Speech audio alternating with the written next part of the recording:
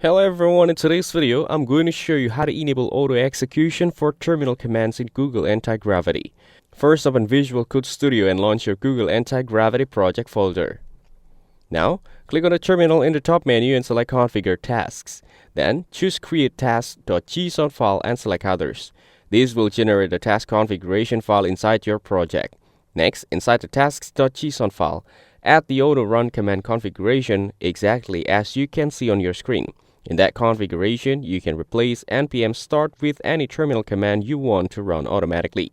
After that, save the file and close VS Code. Then reopen your project folder. The command will now execute automatically when the folder opens.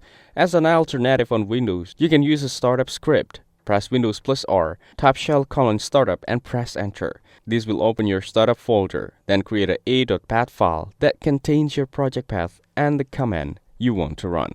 For example, the file can navigate to your project folder and run your start command automatically when Windows starts. That's it. Thanks for watching. Don't forget to like and subscribe for more videos.